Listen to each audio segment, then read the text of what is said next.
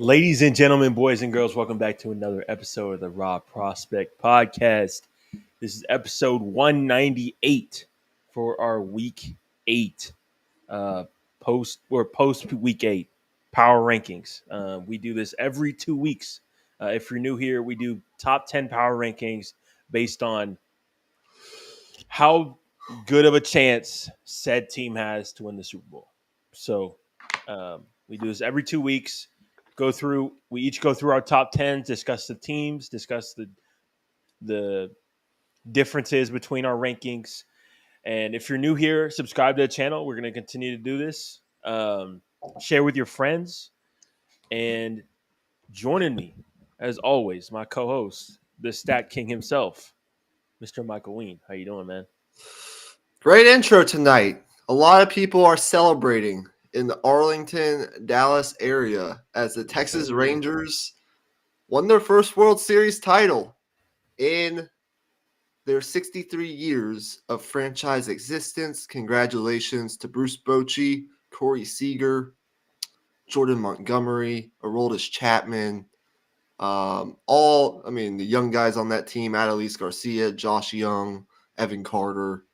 Everything came together the right time, 11-0 on the road this postseason. That's quite incredible. Corey Seager wins his second World Series MVP. He's the fourth player in MLB history to win 2 World Series MVPs, but the only player to win those 2 World Series MVPs in each league. He's the only guy to do it in both the National League and the American League, as he did it with the Dodgers 3 years back, and he does it again with the Texas Rangers. What a great baseball season it was. I know this World Series is not going to get the highest ratings.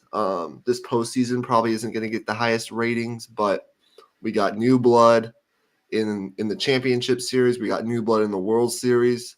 Also, congratulations to the Diamondbacks on a great season. I don't think anybody really expected them to get to the World Series.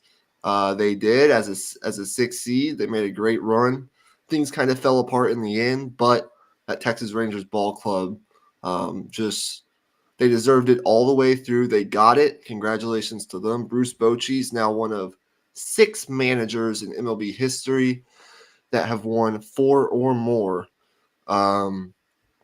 World Series titles, and he's now tied with the great Joe Torre, who was the manager of the Yankees dynasty back in the late 1990s, early 2000s with Jeter and all those guys. So there are other great teams out there. Congratulations to everyone who made the postseason. Congratulations to everyone on making this what I thought was a very enjoyable baseball season, start to finish, except for Rob Manfred. So, with all that being said, we can get into our power rankings. Do you have anything you want to say about the Texas Rangers? Well, as y'all know, if you've been following this channel, I'm getting into baseball this year. But back in the day, I actually was a Texas Rangers fan when they made those 2 World Series runs. And, um, you know, the little kid in me is really just so excited right now because it feels like after all that time, you finally avenged that heartbreak from 2011. Because you all know the story. Nelly Cruz with that fly ball misplays it, and then the rest is history. But this team, it was special, man. It was great watching them this postseason. It felt like at different points, it felt like the Astros were going to be unbeatable or the Phillies were going to be unbeatable, but the Rangers got it done. Yeah, it was a great run. Think about what they did. They beat the 99-win Tampa Bay Rays in the wild card series. They then go on to sweep the 100-win Baltimore Orioles team. They beat the reigning champions and the kings of the American League for basically the past half decade in 7 games after falling down 3-2, 3 games to 2 in the American League Championship Series. And then they go on to win this World Series in 5 games. I ultimately thought that this World Series was going to go 6 at the very least, but the Rangers got it done. They were as good as you can be on the road in the postseason. Nate Eovaldi, I keep talking about him. 5-0 this postseason, came up big. He was kind of a bend but don't break pitcher tonight. They got the Diamondbacks got runners on, but when it was nut crunching time, as they like to say, uh, big game Nate did what big game Nate does, and that's pitch out of it. And they did what a great team does. Up 1-0. They faced a pitcher in Zach Gallen that was excellent tonight. What was it? A no hitter into like the 5th or the 6th inning. Yeah. And they're up 1-0. I know if you're a Rangers fan, as I was texting you, and I have other Rangers fans friends as well, who are from the Arlington area. I know everybody still has that demon deep down inside of them from what happened in 2011. So everyone was kind of hesitant, and understandably so, to start celebrating once, they were 4 outs away. But they come into that 9th inning up 1-0, 3 straight base hits. I think it was Carter who drove in the first 2. Yeah, Seager and then broke it. And then Simeon with that 2-run bomb. He was a guy who we talked about in our World Series preview and who struggled for most of this postseason for his standards, but he basically sealed it right there with that homer to left. So we'll talk more about baseball. We've got a ton of off-season content coming. Of course, I believe it's in 5 days that free agents can start to sign. And I know, excuse me, I know that's pretty soon after the season ends, but that's how it works. So I actually like that a lot. To be honest, I don't have a problem with it. I don't have a problem. I think it's great. But some people do for whatever reason. So let's get into our power rankings for this week. Again, we do this after every even numbered week. So it's every other week. We're now going into week 9, starting tomorrow with Thursday Night Football. We just had week 8. We did our Raw rundown on Monday night, so check that out. But let's get into our rankings. I think there was 11 teams for 10 spots. So the 10 spot is especially interesting to me this week. Who do you have to start us off? This week I've got the Jaguars staying in the 10 spot. I think I've had the Jags in the 10 spot three iterations of this episode in a row. And it's not like they've been stagnant either. They're playing really good football right now. And this week in particular, they got Calvin Ridley back involved.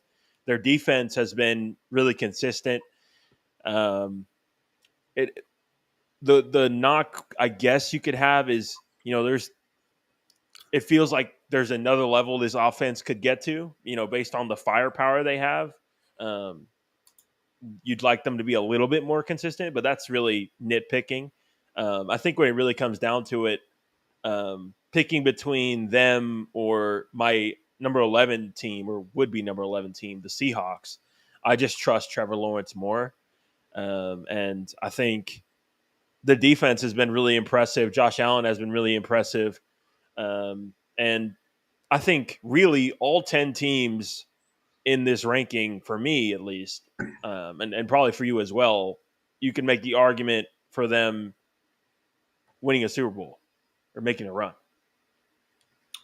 For me at number 10, and I had the same thing, by the way. I had the Seahawks right on the outside looking in at number 11.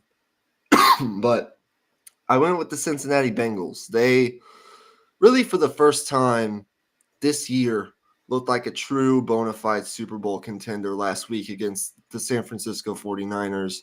What they've done the last month or so has been impressive. They've won 3 or 4 games.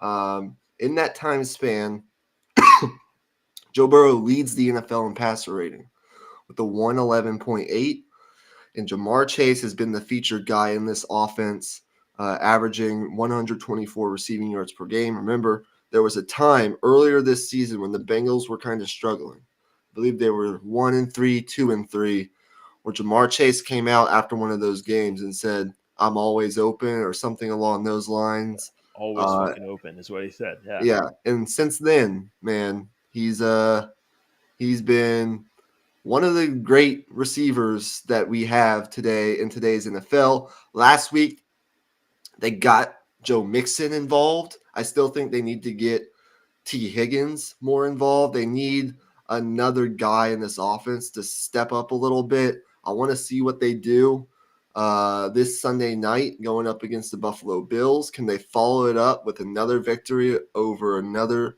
Super Bowl contender? I really like this defense. Trey Hendrickson, of course, hopefully he's not banged up too much. I think he went out of the 49ers game for a little bit, but then came back. This pass rush with DJ Reader up front. Like their linebackers, too. What's his name had a couple picks in Logan Wilson in the Niners game. Love Lou Anarumo and what he's proven to be as a defensive coordinator, especially in the playoffs.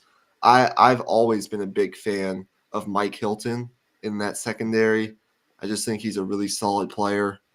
I think the Bengals are a really solid team, and I think you can absolutely make the argument for them to be higher. But for right now, I have them at the 10th spot. Yeah, I hear you on that. I have them a little bit later on, but for me at number 9, I had the Detroit Lions.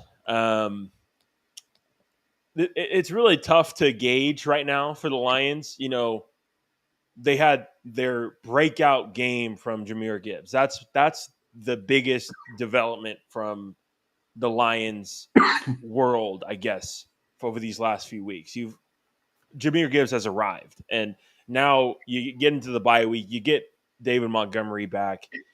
I think at that point you feel really comfortable where you're at in terms of your division. Now it's just about you got about 8 games here on their schedule that are extremely winnable, in my opinion, and they're going to be in a really good spot in terms of getting a high seed in the NFC.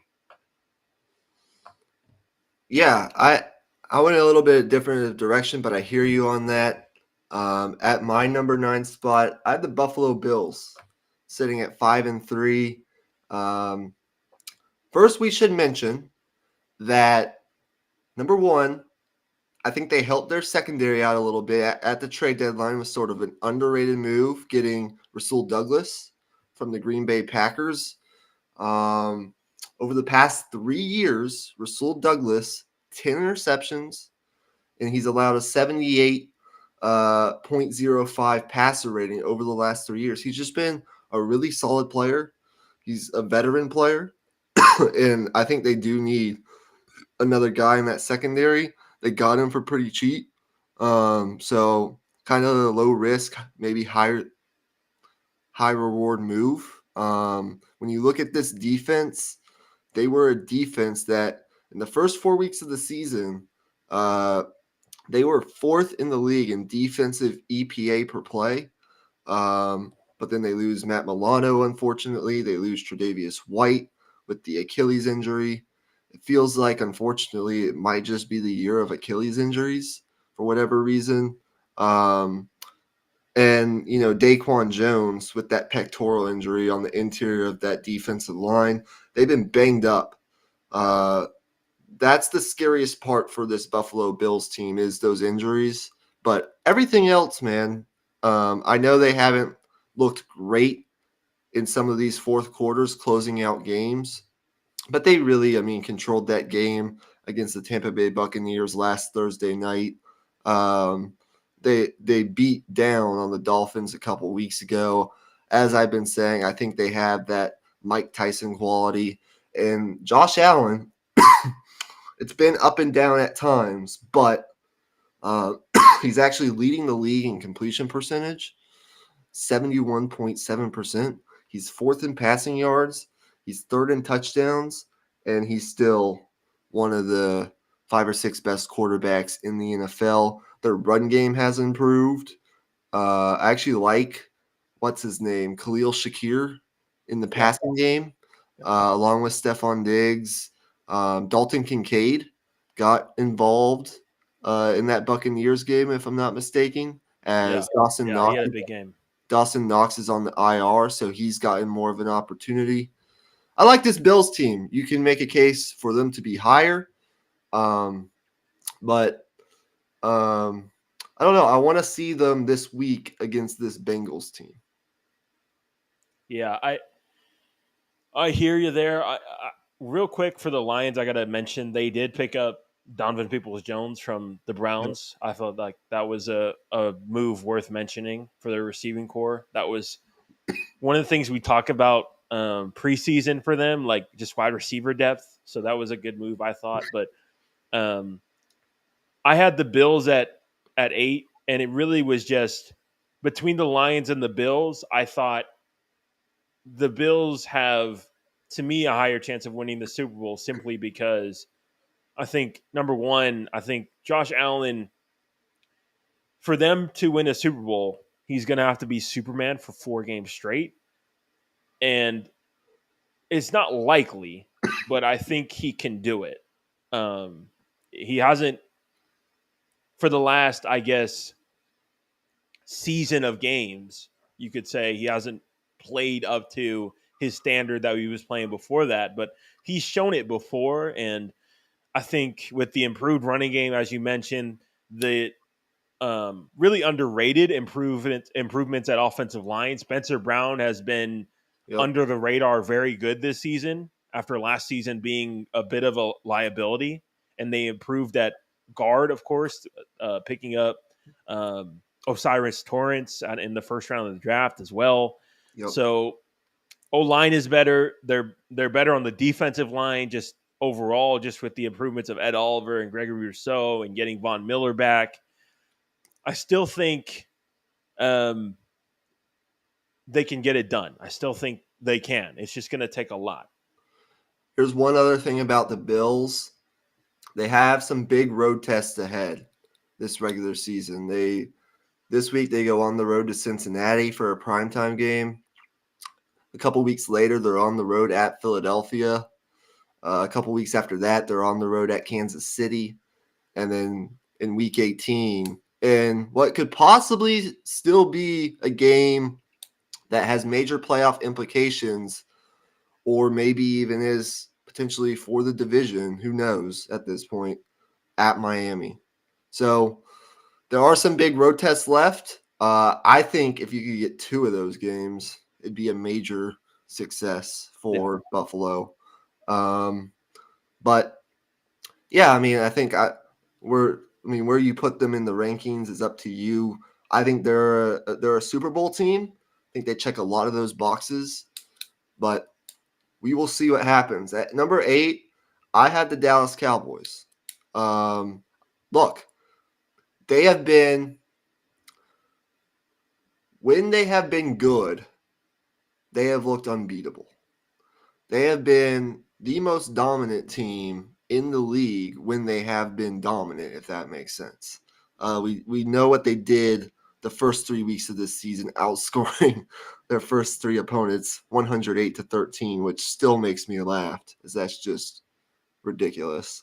One guy I wanted to talk about, and I know you're probably feel the same way about him, watching this Cowboys team on a weekly basis, probably more so than I do, is DaRon Bland in that secondary. Yep. Was that who you were thinking of? I was talking? Yep. Straight off the bat. Yep. 3rd interception for a touchdown. 3rd pick six is how you should say it. This year, joining Derek Brooks, who's a Hall of Famer, and Darren Sharper as the only players to do that in a single season in NFL history. But that's just the surface level. I mean, if you dig deeper into what this guy is doing in place of Trayvon Diggs this year, it's incredible. He's got, according to Pro Football Focus, an 89.9 coverage grade, which is first among all NFL corners. He's got three INTs, all of which are pick sixes, as I mentioned. He's got 9 pass breakups, and his passer rating allowed is 7.5, first in the league. So he's been really good. We know this Cowboys team can, generate a pass rush, force turnovers, do everything. They're good, very good defensively. Dak, I think, has been a lot better the past couple weeks. You got to give him credit. When he completes over half, 50% or more of his passes on throws 10 or more yards downfield, the Cowboys are undefeated this year. They're 4-0. When he doesn't, it's a little bit of a struggle. So I think they'd be 1-2 when he doesn't. So, yeah, I mean, I like Tony Pollard. I like CeeDee Lamb. He's become a real beast in this offense. I like their young tight ends. I like this Cowboys team. I think, as we've been saying, it all comes down to what they do in December and January. And I'm excited to see them this week against their division rival, the Philadelphia Eagles. Yeah, exactly. Number 7 is where I had the Cincinnati Bengals.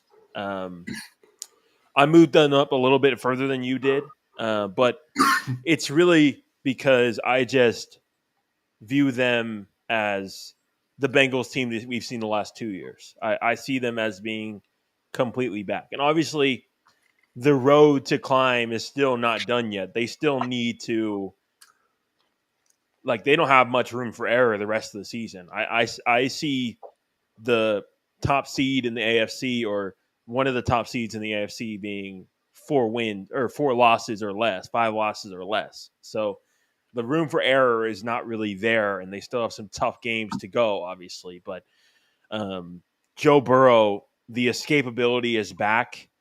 I mean, it's not really a coincidence to me seeing him go back to playing, his best game of the season after the bye week. He looks completely healthy now, and same with T. Higgins.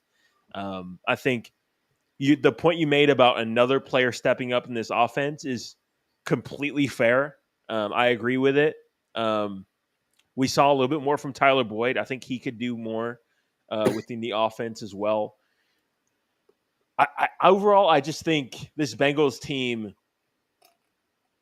we shouldn't forget about them. I know I'm not talking to you when I say that either. I'm mostly just saying, looking at their 4-3 record, you're thinking, they've been struggling. They're not quite what they were the last couple of years, but no, they're there to me. The eye test, just the game planning, the coaching, the will to win from Joe Burrow. And that's another point. Joe Burrow, it looked like the entire 49ers game, he just had that look in his eye. I'm not going to let us lose today. That's just how it felt. Yeah, and something else about this Bengals team that people can't forget about is even if they're not the top seed or they don't win this division, we've seen them go on the road in the postseason and win games. Like, they're totally capable, and they know how to do that. So, I'm really excited to watch that game this weekend against the Bengals, see what happens, or against the Bills, see what happens. At my number 7, I went with the Miami Dolphins. To me, I still need to see it against the top dogs. You went up against Buffalo and Philadelphia, teams that are physical, teams that can beat you up in the trenches, teams that have been there, done that. You're outscored by 42 combined points. Now, give them credit where credit is due. They've toyed with everybody else that they've played. And, I mean, they beat the Patriots twice. They beat the Broncos by 50. They beat the Panthers. They've beaten the teams that they have to beat. They're playing the Chiefs this weekend. I know about this offense. It's excellent. Love Mike McDaniels. Tua this year has done an excellent job staying upright. And when he does get hit, he's learned how to. I mean, it was a huge story this offseason. He's learned how to brace himself and protect himself from injury, which is huge. Because if he remains healthy, this Dolphins team is going to win double-digit games, and they're going to be in the playoffs. They might even win the AFC East. I still believe they could do that. He's been excellent, leads the NFL in passing yards, passing touchdowns. I mean, you can go stat after stat after stat when it pertains to this Miami Dolphins offense. Against the blitz this year, I found this really interesting. Tua, 69% completion percentage, 6 touchdowns, no picks, and a 119.7 passer rating. He's been elite against the blitz. So I don't question it. They check the boxes to win a Super Bowl. They check the head coaching box. I think they check the offense box, the creativity box. They're getting some players back healthy. That's really the thing about this is they're going to get Javon Holland back, I believe, this week in that secondary. And they just got, I mean, probably you can make the argument that getting Jalen Ramsey back this early on in the season was probably technically the biggest trade deadline acquisition as he made an instant impact in that game on Sunday. That secondary for this Dolphins team now with Xavier Howard, Jalen Ramsey, Javon Holland, whoever else is in. I mean, a lot of talent back there, along with, this Vic Fangio operated defense, which right now is kind of middle of the pack in terms of defense, 16th ranked defense in the league. If that improves even a little bit, and the offense keeps humming, Miami's going to be a real problem in the AFC playoffs. I think they can win a Super Bowl, but right now I'm still a little bit skeptical. They have the Bills in their division. I don't know. We will see what happens. I want to see them against the Chiefs. If they can beat the Chiefs, they will move up in my power rankings. But for right now, I have them at number 7, which I think is a fair ranking. All right, fair enough. For me, at number 6, I had my Dallas Cowboys, and I think a lot of power rankings I've seen this week have had the Cowboys ahead of the Niners. I've said this time and time again. I can't do that yet. Until I see it in the playoffs, I can't rank them ahead of the Niners or the Eagles. Even if we beat the Eagles this week, I'm not ranking them ahead of them. And this week is no different.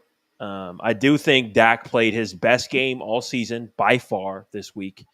This wasn't just a defensive domination. This was obviously the defense played fantastic, but it was really only the first half where they dominated defensively. The second half, the Rams, if you remember, they scored, I believe it was 17 unanswered, and Dak had to respond, and he did. And first and foremost, I mean, the point you made about yards, 10 plus yards down the field, I mean, it was really noticeable in this game. Dak was throwing dimes to CeeDee Lamb, to Jake Ferguson, getting Brandon Cooks involved. This is the offense that we've been wanting to see all year as Cowboys fans. I think there's still, little things here and there. I'd like to see a little bit more from Tony Pollard lately. He's been a little bit more quiet, but when the offense is humming this well, it's not much to complain about. It's just about being patient and seeing it come playoff time. That's really all it is. Okay, for my number 6, I had the Detroit Lions. Really, I mean, when you look at this team, they're generating big plays offensively, 35 completions of 20-plus yards downfield, second in the league. Their defense, I know what happened 2 weeks ago against Baltimore, but their defense is getting teams off the field when they need to.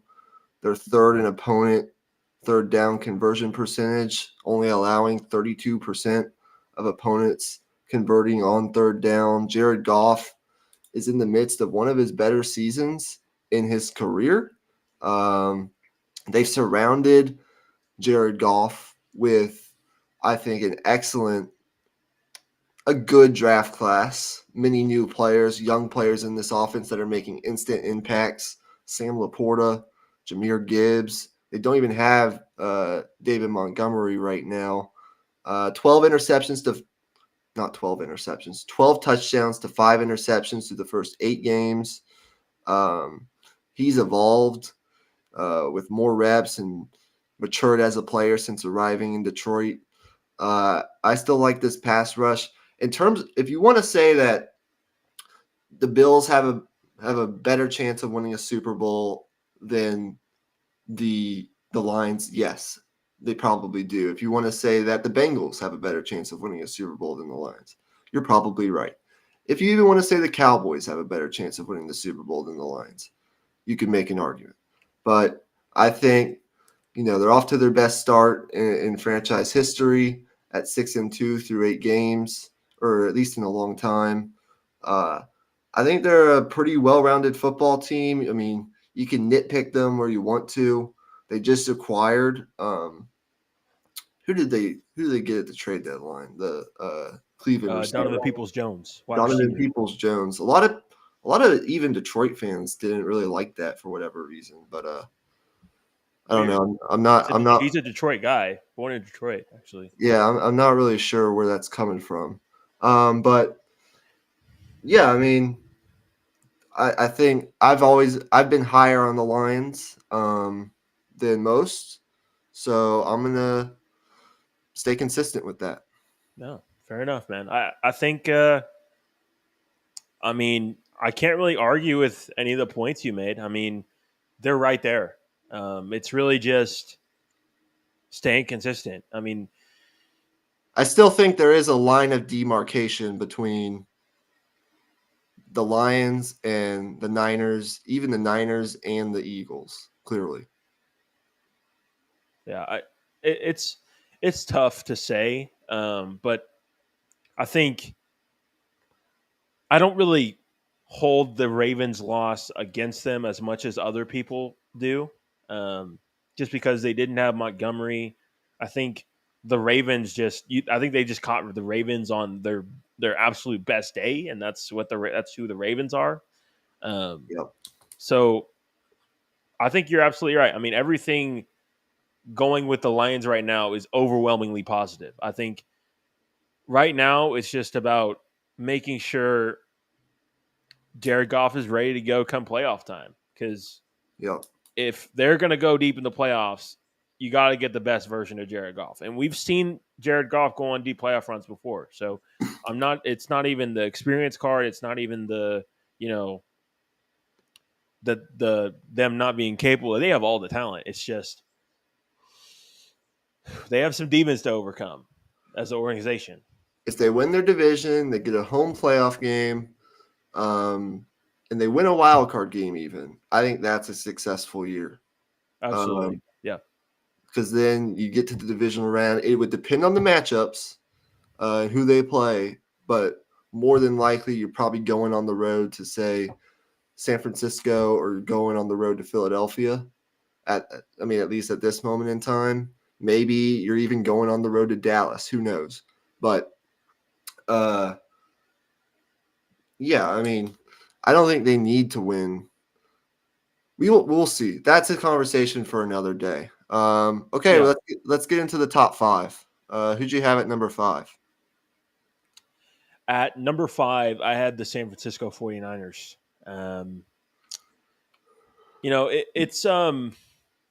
It's hard to gauge where they're at right now, and I'm not, moving them down the rankings because I have anything against the Niners or what they've been doing, even with the losses they've had. It's more so the teams that are ahead of them, I think, just playing better football at the moment. and one team in particular I'm very, very high on. We'll get to them in a little bit. But I think for the 49ers, you got Chase Young at the trade deadline. That's extremely significant, for one, because their pass rush has been, I think, 27th in pressure rate, something like that. I saw this stat earlier. Nick Bosa has been great in terms of getting pressures, but he hasn't been able to, the sack numbers haven't been quite as big as years past, but he's still been fantastic. I think right now, I think it's fair to say the defense misses D'Amico Ryans a little bit. Do you think that's a fair observation? I don't know if that's maybe being a little bit too harsh, but to me, it feels like the defense looked great against. Sorry to go there, but the Steelers of the world, obviously the Dallas is a good offense, but they have their warts as well. I don't know. It's a tough one, but I still think this defense is fantastic. But there's definitely an extra level they can go to, and I think that's probably why they made that move to get Chase Young. Yeah, right now, with the addition of Chase Young, he now leads that Niners team in sacks, coming over with 5 sacks. So you make good points there. My number 5 is Jacksonville. I think what we talked about over the offseason and what we've talked about, early on this year when the Jaguars got off to kind of a slow start is one of our questions, and I think our season preview was, do you get consistently good football out of Trevor Lawrence every single week? Can you get that for a long stretch of football, especially in November and December? Can you get that? And right now, he's had a passer rating of at least 90 or better in his past 5 games. That's a career high streak for him in his young career. And he's posted a 90 or above passer rating in 6 of the team's first 8 games. So he's playing pretty consistently good football. He's not really lighting up the stat sheet. And there are still times where he turns the ball over, where he probably shouldn't right now in his 3rd year in the NFL. Like that throw that he made in the red zone against Pittsburgh was just, what are you doing? But all that being said, he's playing good football. You just got to see this consistency on a week-to-week basis. I love the versatility that Travis Etienne presents in this offense. I think Doug Peterson is an excellent coach. I think their defense is playing good. I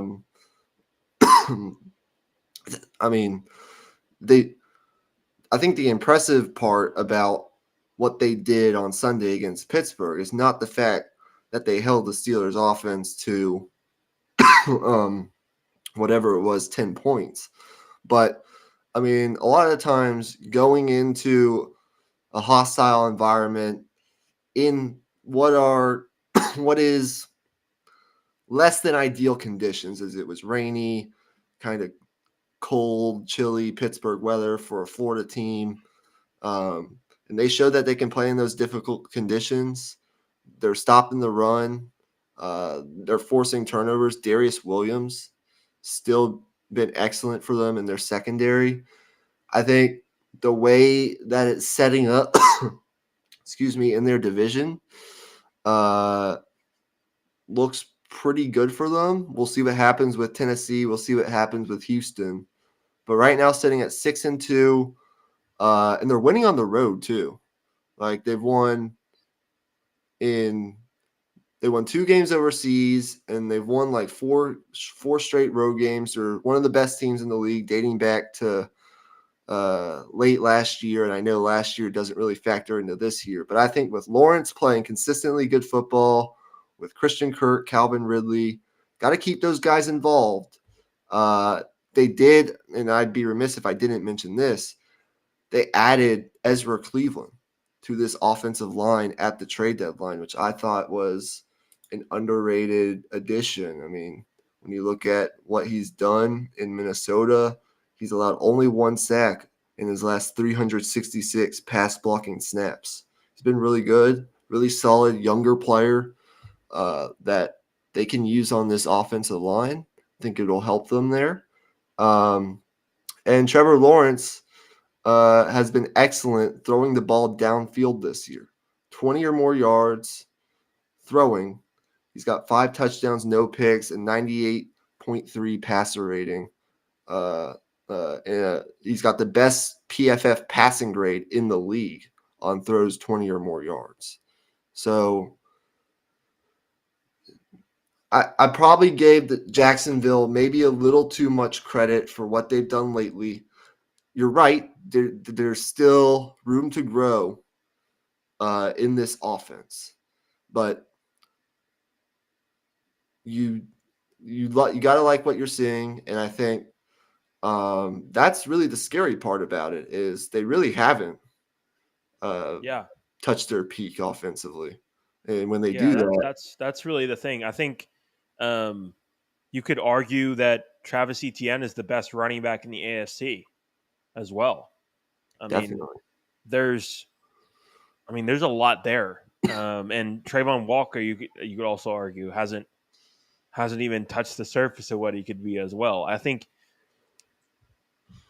I didn't really disagree strongly with anything you said. There's definitely arguments to be made. I think that's the beauty of this episode we do every week, and this is really the first time that we've really both gone in a completely different direction with our rankings. So this is interesting for sure. But for me at number 4, I had the Miami Dolphins. This is where I had the Dolphins. Now, as for, your point about seeing them play the elite teams and beating those elite teams, I think that's completely fair. I think for my rankings, personally, I think I gave them a little bit of the benefit of the doubt because they were missing 2 offensive linemen against the Eagles, Teron Armstead and very true. Their guard. But, you got to show up against the good teams. Injuries are part of the NFL, and I definitely see your side of it as well. So, to me, seeing Jalen Ramsey do what he did this past week, force a fumble, get an interception, and allow 0 yards, albeit against the anemic New England wide receiver court, but still, I think that's the most exciting thing about the Dolphins right now is you're getting healthy, you're getting Ramsey back, you're going to get Xavier Howard back soon, presumably. I think Jalen Phillips has been quietly very, very good, and I think still has a level to go up to. Bradley Chubb, to me, has exceeded expectations. I think this defense is still learning an entirely new system under Vic Fangio, and I think if we get to, week 12, 13, they're still kind of a middling group, then I think I would, struggle to rank them this high. But as for right now, I'll give Mike McDaniel and that coaching staff the benefit of the doubt for now.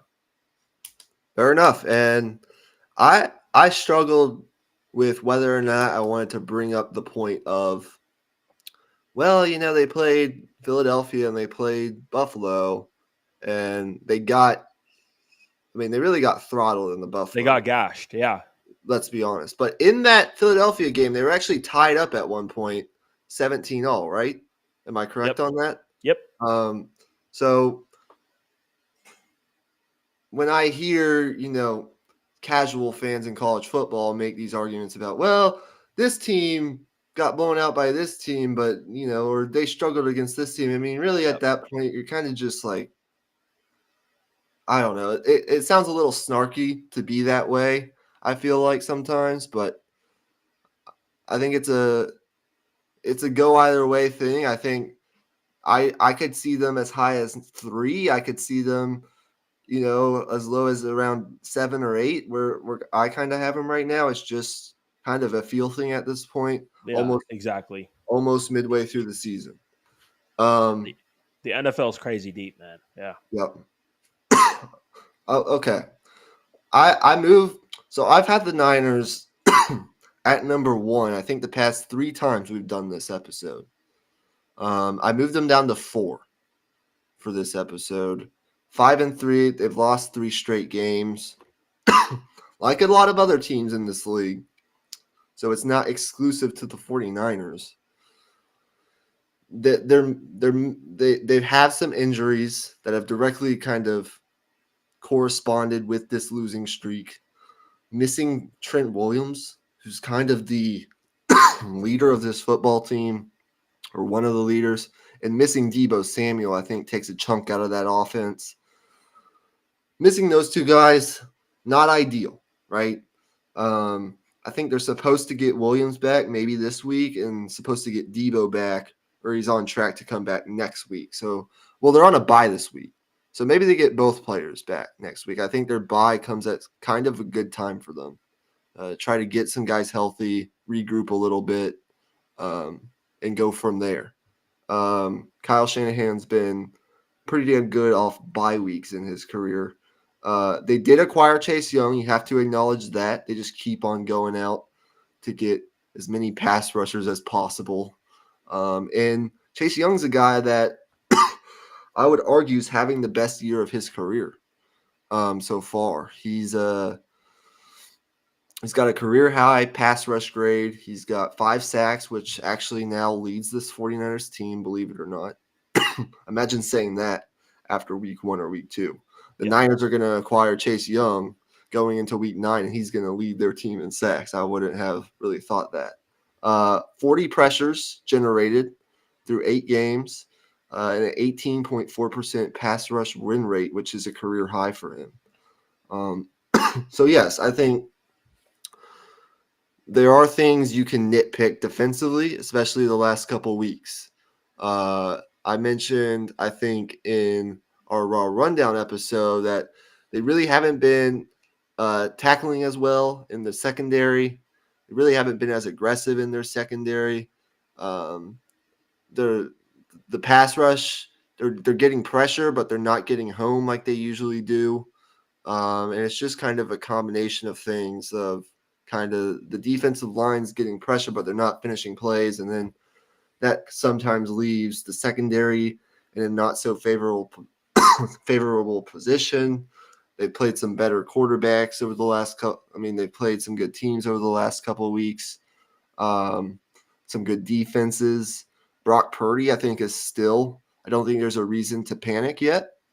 As I think you would agree, and many others would probably agree as well. He's still doing the things he's been doing.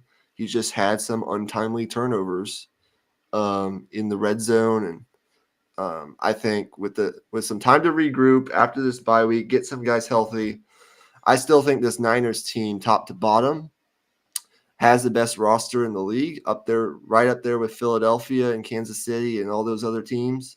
And I think coming out of the bye week, we'll see maybe not the Niners team that started off this year 5-0 and was absolutely dominant, but we'll see a Niners team that kind of gets back to Niners football. There was a stat that I wanted to bring up about Kyle Shanahan that's pretty fascinating. I found it pretty fascinating, but I'll have to find it. So maybe we circle back around to that at the end of the show. Yeah, there's a lot of interesting conversations surrounding the 49ers for sure. And coming to the season, I had mentioned their depth as being one of their very few weaknesses. And I think I would attribute some of the things that have happened the last few weeks to that as well. Very underrated, but they lost Samson Ebukam. They lost Charles Omenihu. They lost some of that, defensive line depth. They lost some of that ability to rotate more guys in and out when they need to.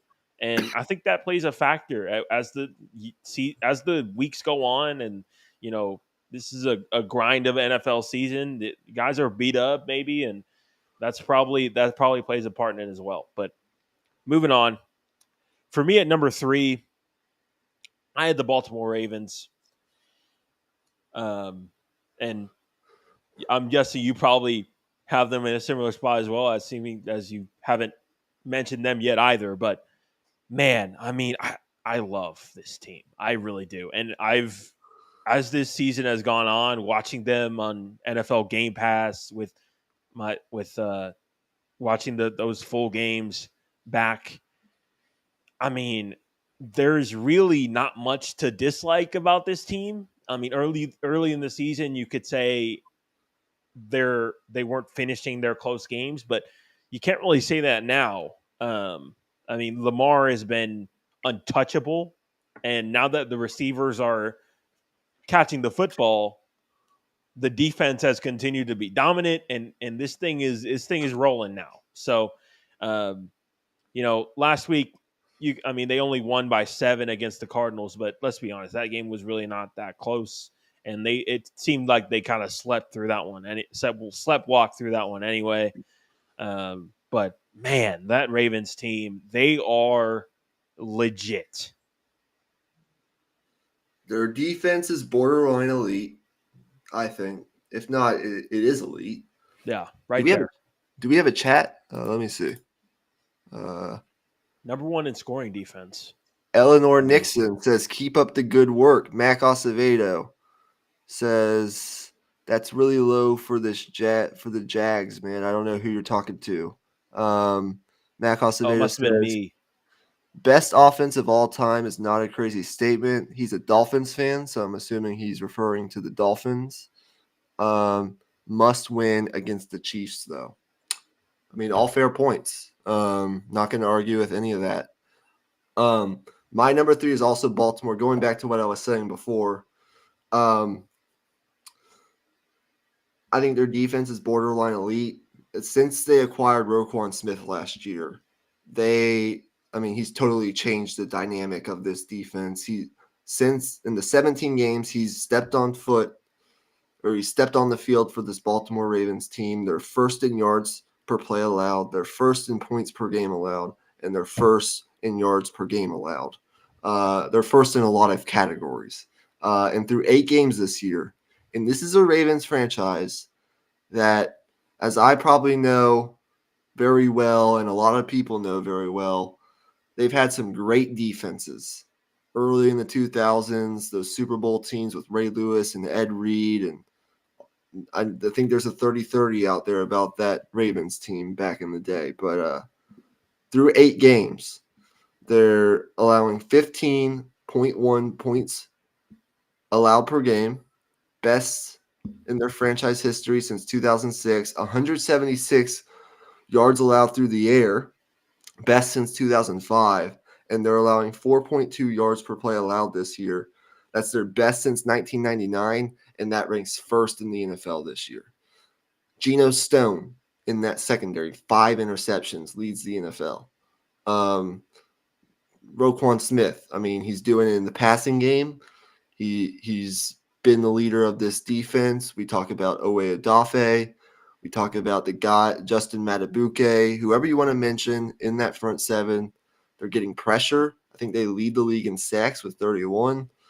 At all 3 levels, they have playmakers, and their defense is one of the best in the league. It's right up there with Cleveland in their same division.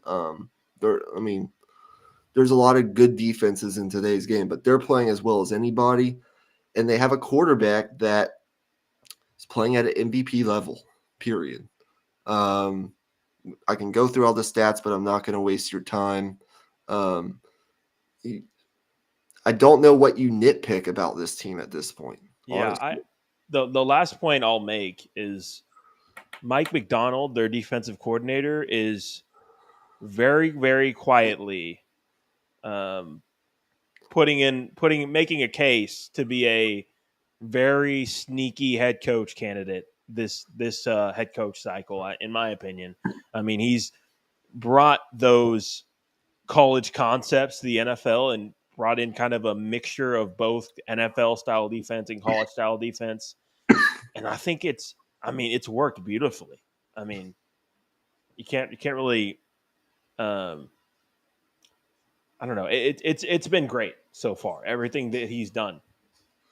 Really interesting next couple of weeks for Baltimore. They get Seattle at home this weekend. Next week, the week after, they get Cleveland at home, so a divisional opponent, and then they get Cincinnati at home. So they have a streak of 3 consecutive home games where they're playing Seattle, Cleveland, Cincinnati. If they win those 2 divisional games, they could really take kind of a chokehold on this division. Then to finish up the season, it gets a little tougher later in December. They got to go on the road to Jacksonville. They got to go on the road to San Francisco. They got to play Miami, New Year's Eve, Pittsburgh. There are some tougher games coming up on this schedule, but the way their defense is playing and the way that Lamar Jackson is playing, they can win all those games. And they're a team right now that I think is, you can make an argument at least, they're the most well-rounded team in the AFC right now. Yeah, I agree. Yeah. So, number 2, I had Kansas City. What about you? Yep. I had Kansas City also. You go ahead and go first. I want to hear what you have to say. George Karlaftis on that defense playing really well. He's generating pressure. Look, I still believe in Mahomes. You got to put him up there because they have Mahomes, and at the end of the day, with Reed, Mahomes, Kelsey, Chris Jones, this young secondary that's excellent, those young linebackers who I think are really good, this defense, which has been one of the best in the league this year in a lot of different categories. I guess the only question right now is some of the struggles offensively, especially late in games. It's weird. They're last in the league, I think, in points per game in the fourth quarter, or they're near the bottom of the league in that category. They've had some struggles, but Sunday, Mahomes was, I think, under the weather. He wasn't himself. Those 2 interceptions. He arguably had the worst game statistically, at least, of his career. But he still made those plays that you just go, okay. I mean, yeah, the important third downs in the playoffs, the important red zone downs in the playoffs, where you got to have it, he's going to make that play, and you gotta take that into consideration when you're doing this type of thing. I mean, it's the beginning of November. This is kind of where the weather starts to get a little chillier. It really starts to get heat up after Thanksgiving, but I guess my point is just like, in the playoffs, who's not to say that this Chiefs team isn't in the Super Bowl again in February? Yeah, and the thing I'll say is this defense isn't a good defense. It's past that now. It's a great defense. It's squarely a top 8 unit, top 5 unit, top 7 unit, somewhere in there. But I think the thing I failed to mention on Monday's episode that I wanted to mention is there is a looming cloud starting to grow above their heads, and that is the wide receiver problem. And people point to the fact that they won the Super Bowl last year while primarily being a rack offense, will run after catch and short passing and just efficiency, that type of offense. But in the NFL, I mean, it's called not for long for a reason. You got to continue to evolve. And now these teams have a full season and a half of film of this Chiefs offense where they're throwing underneath the Kelsey, and just spamming that over and over. And I think this Broncos game in particular, for one, you got to give credit to Steve Wilks, but this is going to be one where the Bengals, the Ravens, the Dolphins are going to look at this tape of this game and be like, we can do that. I think that's the cloud hanging above their head right now. And I'm not saying they can't overcome that, because they can and they probably will, but they got to figure that out. They got to be able to get vertical passing game. I think even last year, it wasn't like this. Like they had those deep throws to Marquez Valdez-Scantling and Justin Watson and occasionally Juju, but this year it just hasn't been that way. Yeah. No, I mean, all fair. Number one, Philadelphia. Simple as that. Right now, Yep. they're 7-1. Their run defense is suffocating. They're first in the NFL in rush yards allowed per game with 65.5 allowed per game.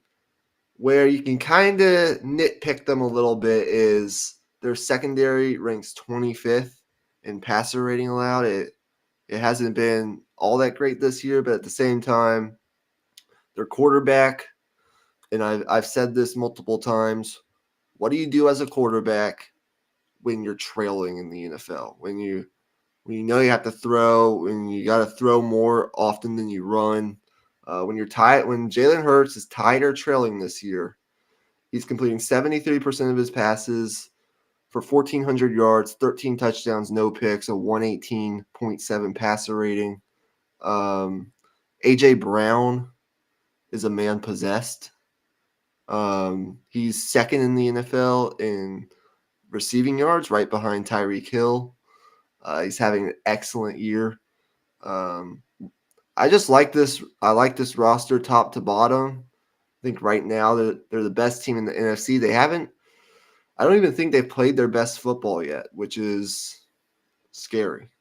Yeah. Every year, I think there's a wide receiver that gets into that level where you're just like, you can't do anything with them. And right now AJ Brown is there, and probably Tyreek Hill is there as well. But AJ Brown, man, I mean, 6 straight games of 125 yards or more, breaking Megatron's record. I mean, that's just ridiculous. I mean, even as a Cowboys fan, I think you could make the case that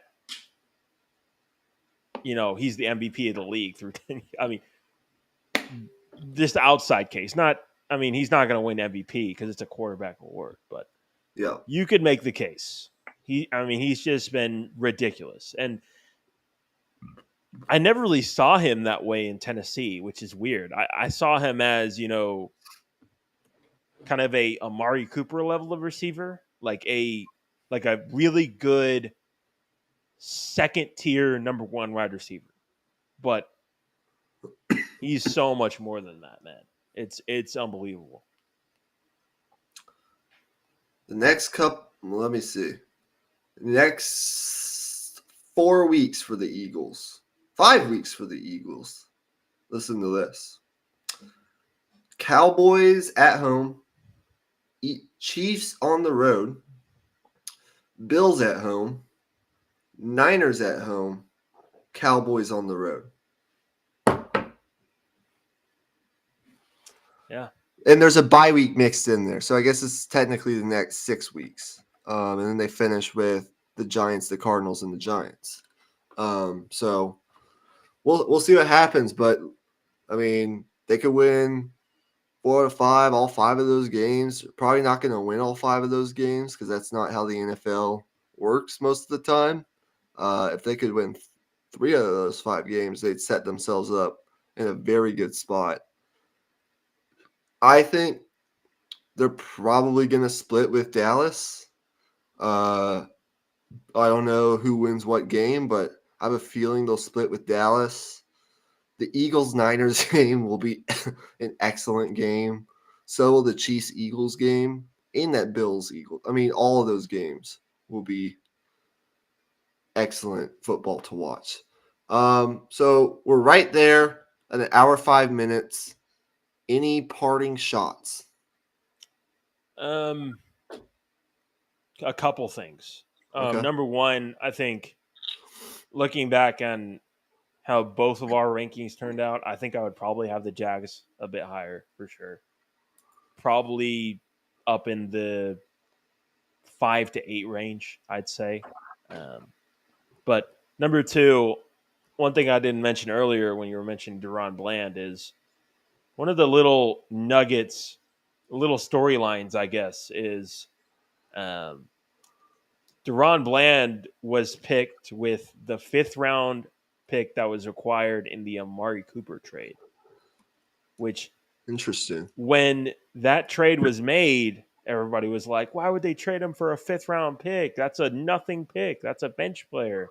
And then look what happened. I mean, I think that just goes to show you, I guess,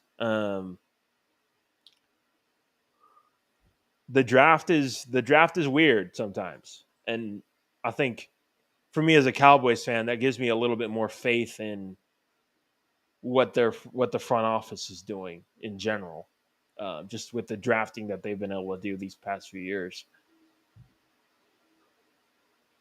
My parting shot really has nothing to do with football.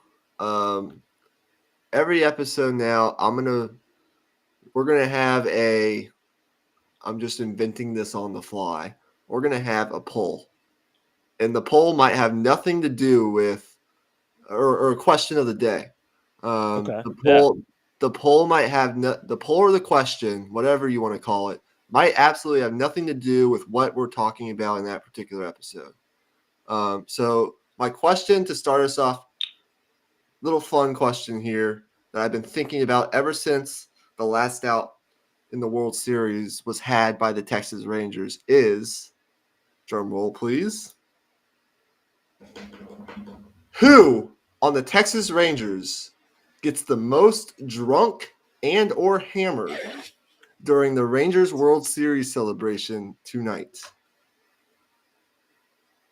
Interesting. I did not think that was where you were going with that. I thought you were gonna go into like the uh, names for trophies argument or discussion we had earlier. But that that's an interesting one.